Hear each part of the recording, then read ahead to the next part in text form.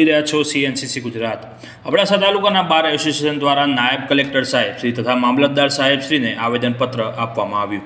Abdasa bar association દ્વારા જામનગર વકીલ મંડળના સભ્ય વકીલ શ્રી હારૂનભાઈ પાલેજા ઉપર તારીખ 13/3/2024ના રોજ કેટલાક અસામાજિક તત્વોએ જાનલેવા હુમલો કરી તેમની ઘાતક રીતે હત્યા કરી દીધી છે, જે ખૂબ જ દુઃખદ બનાવ છે। સદર બનાવને શ્રી અબડાસા તાલુકા બાર એસોસિએશન સખત શબ્દોમાં વખોડી કાઢે છે અને આરોપીઓ વિરુદ્ધ સરકારશ્રી દ્વારા સખત કાયદેસરના પગલાં લેવામાં આવે એવી રજૂઆત સરકારશ્રીમાં થાય તે માટે અબડાસા તાલુકા બાર એસોસિએશન દ્વારા રજૂઆત કરવામાં આવી હતી। સમાજમાં કોઈપણ ગેરકાયદેસરના કૃત્યને કોઈપણ પક્ષકાર પોતાના વકીલશ્રી મારફતે જરૂરિયાત મુજબ કાયદાની અદાલતમાં પડકારે છે અને આવા કાયદાના રક્ષકને જ જાહેરમાં ઘાતક રીતે મારી મૃત્યુ નિપજાવવામાં આવે છે। તે રીતે કાયદાના રક્ષક એવા વકીલશ્રીઓના જાનહાનિનો સખત ભય માથે જબુરતો રહે છે, જેથી વકીલશ્રીઓ માટે વકીલ પ્રોટેક્શન બિલ વકીલશ્રીઓના વિશાળ હિત માટે સરકારશ્રી પસાર કરે તેવી શ્રી અબડાસા તાલુકા બાર એસોસિએશનની માગણી કરવામાં આવી હતી।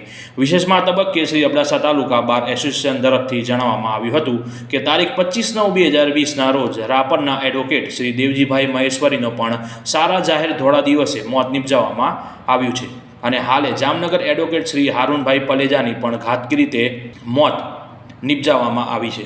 આ અનુસંધાને અબડાસા તાલુકાના નાયબ કલેક્ટર તેમજ મામલતદાર સાહેબશ્રીને આવેદનપત્ર પાઠવવામાં આવ્યું હતું, જેમાં અબડાસા બાર એસોસિએશનના પ્રમુખ શ્રી મોહમ્મદ એ ખત્રી તેમજ એડવોકેટશ્રીઓ જોડાયા હતા।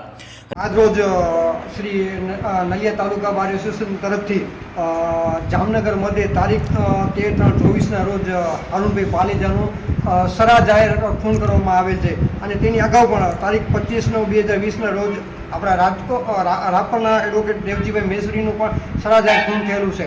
તો એના માટે આજે શ્રી અબડાસા તાલુકા બાર એસોસિએશન મામલતદાર શ્રી અબડાસા અને નાયબ કલેક્ટર શ્રી અબડાસાને આવેદનપત્ર આપી અને સરકારશ્રી પાસે એવી માંગણી કરેલ છે કે ભાઈ એડવોકેટ પ્રોટેક્શન એક્ટ જે છે અમલમાં આવે અને વકીલોના હિતોનું રક્ષણ થાય।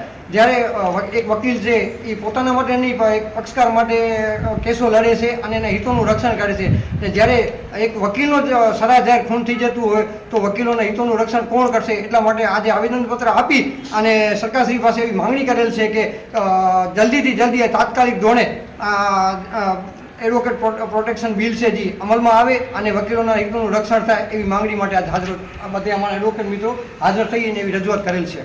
રિપોર્ટર રમેશભાઈ ભાનુશાલી, નલિયા, અબડાસા, કચ્છ।